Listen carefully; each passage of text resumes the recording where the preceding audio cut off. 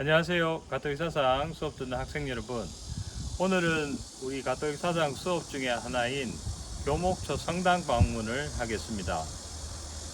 여러분이 유럽이나 가톨릭 국가에 가면은 어느 도시에 가서든 성당을 방문하지 않을 수가 없을 겁니다. 왜냐하면 성당은 유럽 사람들, 가톨릭 그리스도교 국가 사람들의 삶의 중심이고, 그 성당을 중심으로 도시가 이루어져 있고, 또 성당을 중심으로 문화, 생활 모든 게 이루어져 있습니다. 그래서 오늘 우리는 이 성당 방문만이 아니라 그리스도교 문화를 이해하고 전 세계 어디를 가서도 그 성당이 가지고 있는 의미를 한번 찾아보는 시간을 가질 겁니다. 그래서 오늘 여러분이 들어가서 듣는 모든 이야기는 전 세계 어디를 가도 여러분들이 성당에 가면은 똑같은 걸 보게 되니까 관심 있게 봐주시면 좋겠습니다. 자, 여러분이 보고 있는 이 성당, 여기 이제 이렇게 보이시죠? 우리 대구가톨릭대학교 교목초 성당은 이름이 있어요.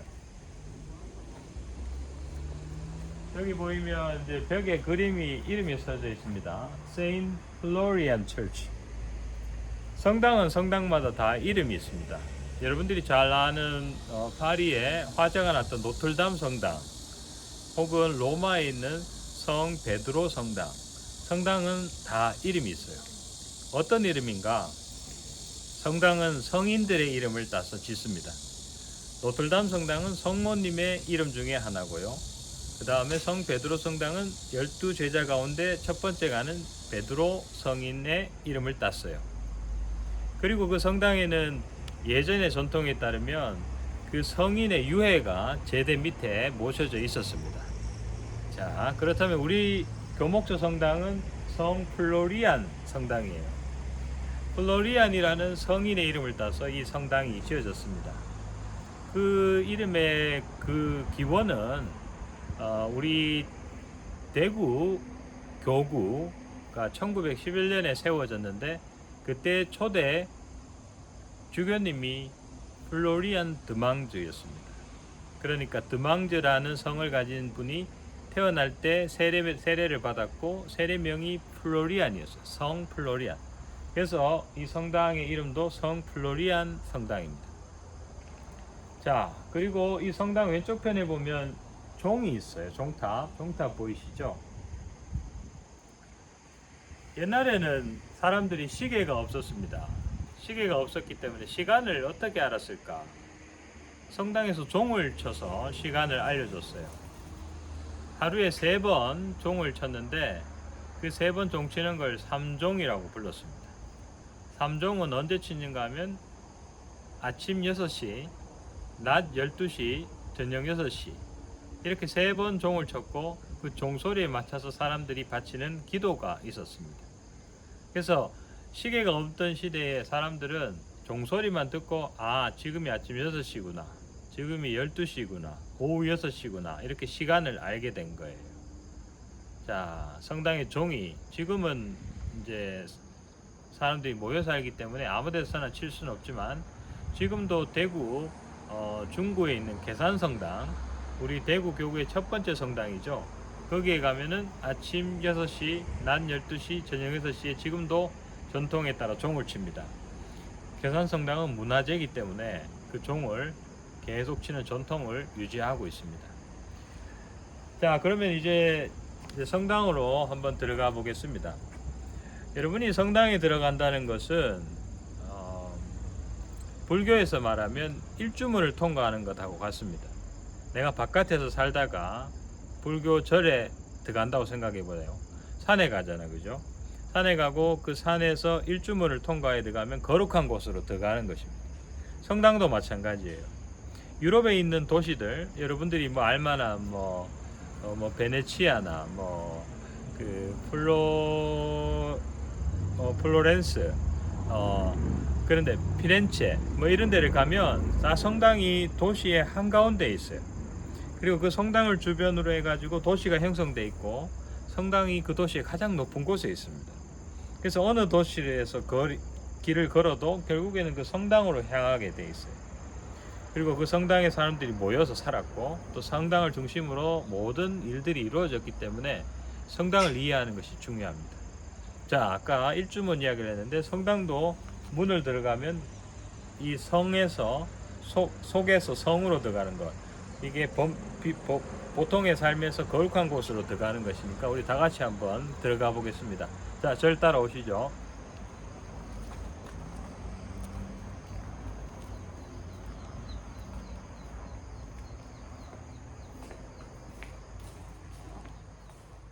예, 여러분은 지금 성당 로비에 왔습니다. 이 성당에 이제 들어가기 위한 전 단계라고 할 수 있겠습니다. 자, 이제 성당 직접 한번 들어가 보겠습니다.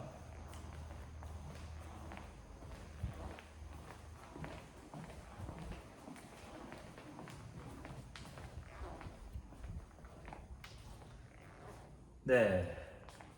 성당에 들어오게 되면은 어느 성당이나 성당 입구에 이 세례할 때 쓰는 성수를 담은 세례수대 혹은 성수대가 있습니다. 우리가 바깥에서 때를 많이 짓고 묻히고 오기도 하고 뭐 죄도 많이 짓고 이렇게 들어오잖아요. 그래서 성당에 들어오면 거룩하게 먼저 자신을 이렇게 씻어야 되고 정화해야 되기 때문에 이 성수를 이렇게 찍어서 기도를 합니다. 기도 내용은 여기 적혀 있네요.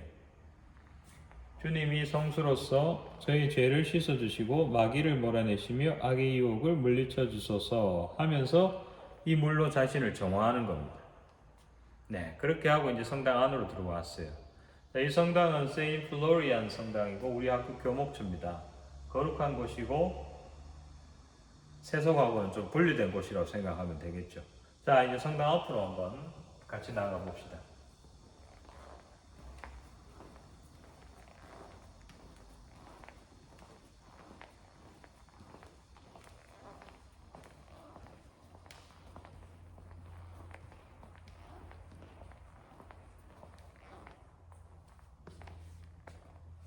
자, 여러분은 지금 성당의 제일 중심이 되는 곳에 왔습니다. 성당은 다 동일한 구조로 되어 있고요. 이 성당의 중심은 언제나 제대입니다. 전 세계 어느 성당을 가더라도 그 성당의 중심에는 제대가 있고 이 제대에서 가장 거룩한 예식이 이루어집니다. 자, 한번 올라가 보겠습니다.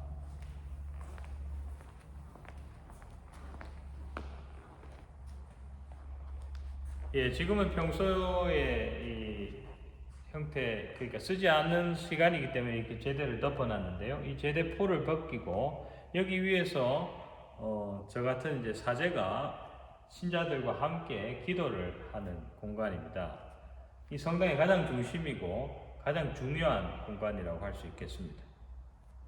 또 성당에 들어가면 항상 초가 있습니다. 이 초를 보면 지금은 이제 하나가 켜져 있는데 이 초가 개수가 많아지면 더 중요한 행사를 뜻합니다. 그래서 가장 중요한 행사를 있을 때는 초를 3개를 다 켜겠죠.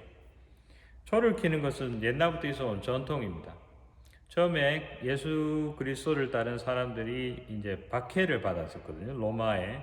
그러니까 이 사람들이 이제 동굴에 숨어서 몰래 기도를 바쳤는데 동굴에 들어가면 어떻습니까? 어두컴컴하잖아요. 그러니까 그때 초를 켜기 시작했습니다. 그래서 이제는 기도할 때마다 초를 켜고 이 초를 켜면서 기도가 시작되는구나 하는 걸 알게 된 거예요. 자, 성당에 오면 또 보게 되는 게 십자가입니다. 성당의 또 다른 중심이기도 하고 이 십자가는 여러분들 뭐 알다시피 십자가에 달린 예수님을 우리가 늘 생각하고 묵상하자 하는 뜻으로 성당에는 십자가가 항상 있고 그 십자가 위에는 항상 예수님의 이 형상이 달려져 있습니다.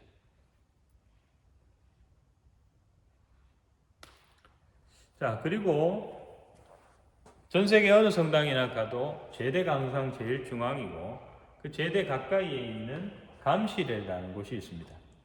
이 감실은 미사 때 예수님의 몸을 우리가 거룩하게 하는데 그 거룩하게 한 몸을 예수님의 몸을 여기다 모셔 놓습니다.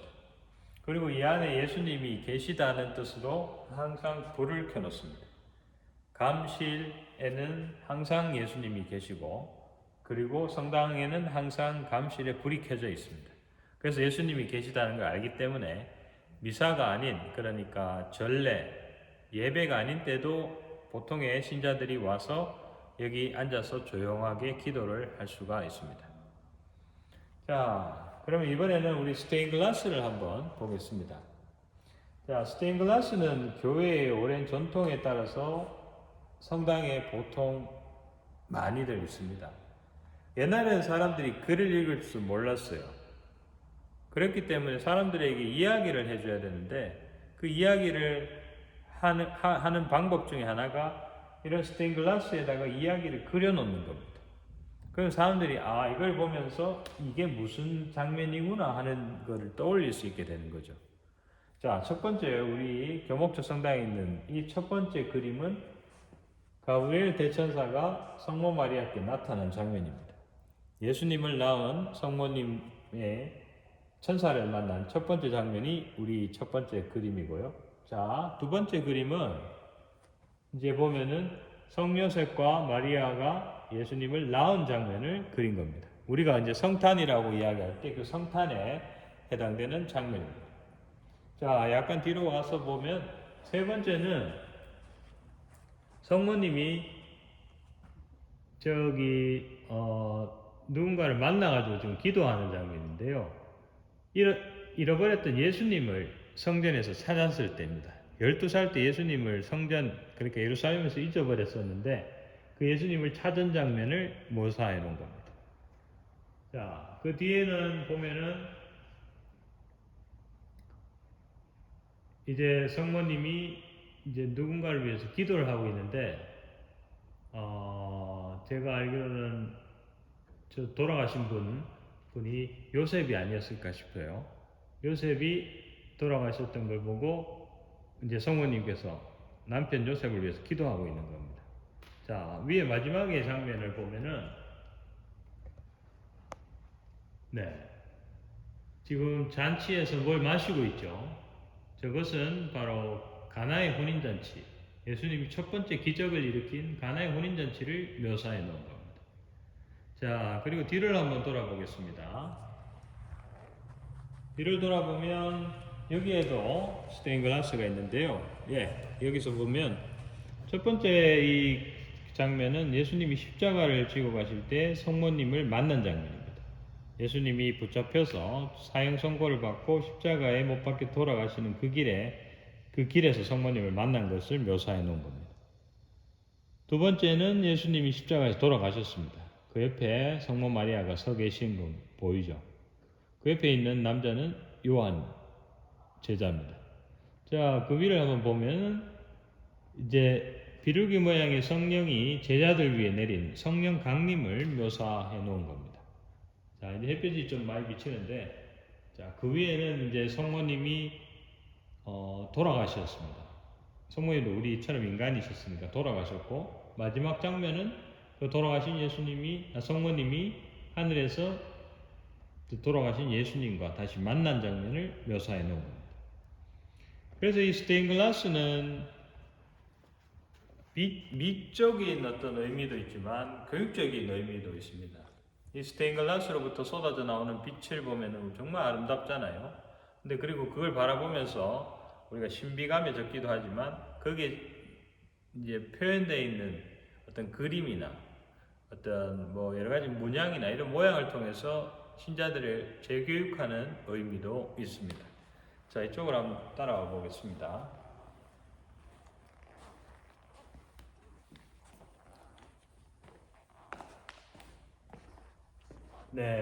이곳은 강론대 혹은 설교대라고도 하죠. 이제 사제가 혹은 이제 하느님의 말씀이 여기서 읽혀집니다.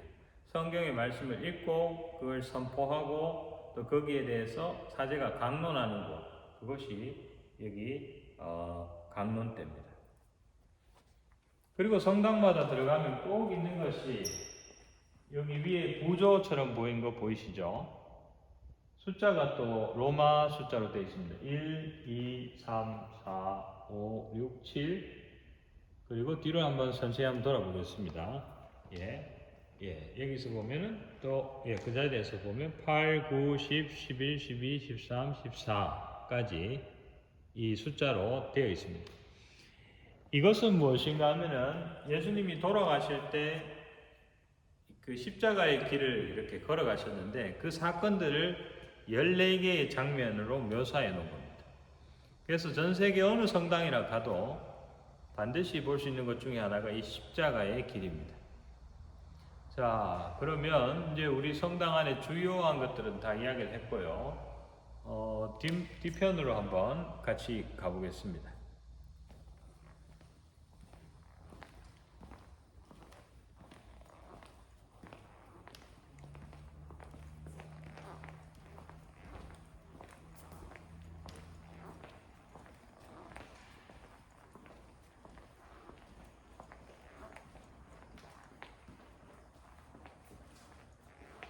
네. 신자들이 이제 살다가 보면은 죄를 지을 수가 있죠. 그리고 그 죄를 짓게 되면은 마음에 이 양심의 가책을 느끼고 죄책감에 빠지는데 그럴 경우에 이제 우리 가톨릭에서는 그런 사람들의 잘못을 들어주고 또 영적인 아버지인 신부가 그 사람들에게 조언을 해주고 또 어떤 면에서는 더 나은 삶을 살 수 있도록 성장할 수 있도록 이끌어줍니다. 그걸 이제 어려운 말로 하면은 고해성사라고 하는데 성당 안에는 고해실이 항상 있습니다. 여기 이제 보는 것처럼 지금 신자들이 들어가는 고해실을 한번 보시겠어요? 이제 신자는 여기 고해실 안에 들어가서 여기 무릎을 꿇고 이 보이지 않는 커튼 너머에 있는 사제에게 자신의 죄를 고하는 겁니다. 죄를 이야기하고 반성하고 뉘우치면 이제 사제석을 한번 보겠습니다. 사제는 여기에서 이제 그 고해하는 사람의 이야기를 듣고 그에게 꼭 필요한 이야기, 영적인 이야기, 그리고 죄에 대한 보석을 줍니다. 그리고 죄를 용서하면 건너편에 있는 사람은 용서를 받고 떠나가게 된다. 여기가 바로 고해신입니다. 네, 잠깐 옮기겠습니다.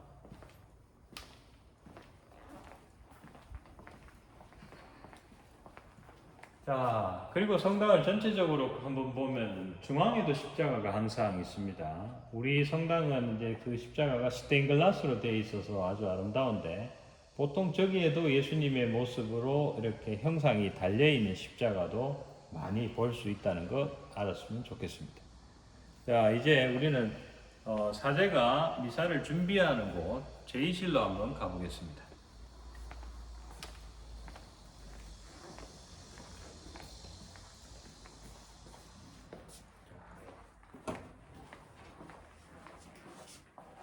네, 여기는 제2실입니다. 제2실에서 사제는 미사 준비를 하는데 사제가 보통 평상복으로 이렇게 입고 미사에 나가지는 않습니다. 사제가 입는 옷이 제의라는 게 있는데요. 제의실에는 제의가 항상 있습니다. 그리고 그 제의는 때에 따라서 시즌에 따라서 색깔이 구분되어 있습니다. 이 녹색은 평상시에 입는 색입니다. 연중식이라고 하는데요. 평상시에 입고요. 그리고 이 붉은색 제의는 대축일인데 성령 강림하고 관련된 때라든가 어떤 누군가가 신앙을 위해서 죽은 경우에는 이 붉은색 제의를 입습니다.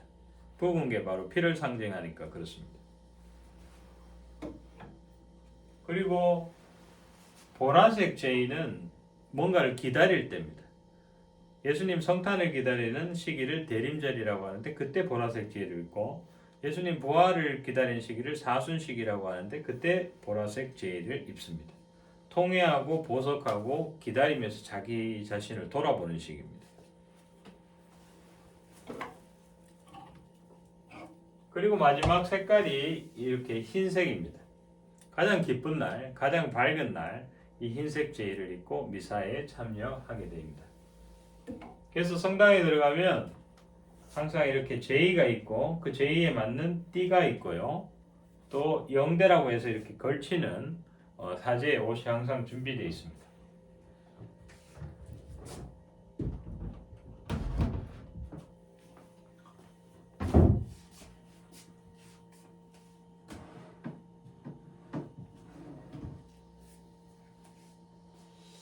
그리고 미사 때 예배를 드릴 때 사용하는 도구들이 있는데 그거를 성구라고 합니다. 거룩한 도구. 이제 예수님의 몸을 모시는 도구는 이 성반이라고 해서 여기에서 예수님의 몸을 놓고 축성을 하기 때문에 금박으로 된 이 성반을 사용합니다.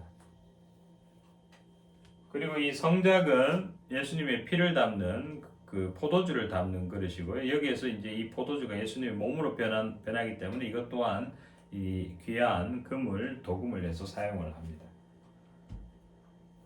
이제 제의실에는 이런 제구들이 항상 놓여져 있고 이곳에서 미사 준비가 이루어집니다. 자, 이제 제의실을 이제 한번 다 돌아봤으니까 바깥으로 나가겠습니다.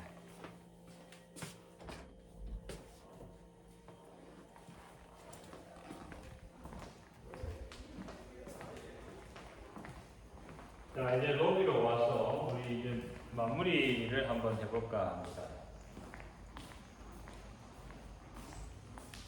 성당에 가면 항상 볼 수 있는 것이 성모상입니다. 이 성모상이 있는데 오해를 하는 사람들이 있을 수 있는 것이 성당에 가서 성모상이 있다고 해서 성당에 가면 마리아를 믿는다 혹은 성모님 중심의 어떤 잘못된 신심을 가지고 있다 뭐 이렇게 이야기할 수도 있어요. 근데 정확한 표현은 성모님은 예수님을 낳으신 어머니이기 때문에 우리가 공경하는 뜻으로 성모상이 항상 있습니다. 그리고 우리 성모상은 예수님을 안고 계시잖아요. 그래서 성당에 가면 성모상을 볼 수 있고 또 성모상 앞에서 기도하고 성모님께 우리도 성모님처럼 예수님을 더 잘 섬기고 따라갈 수 있도록 기도하는, 그래서 성모상 앞에서 기도하는 신자들이 있습니다. 근데 조심해야 될 것은 성모님은 우리와 똑같은 인간이기 때문에 하느님처럼 행할 수는 없고요. 같은 인간으로서 우리를 위해서 기도해 주십사 하고 청하는 것이 이 성당에 있는 성모상에서 바치는 신자들의 기도입니다. 네.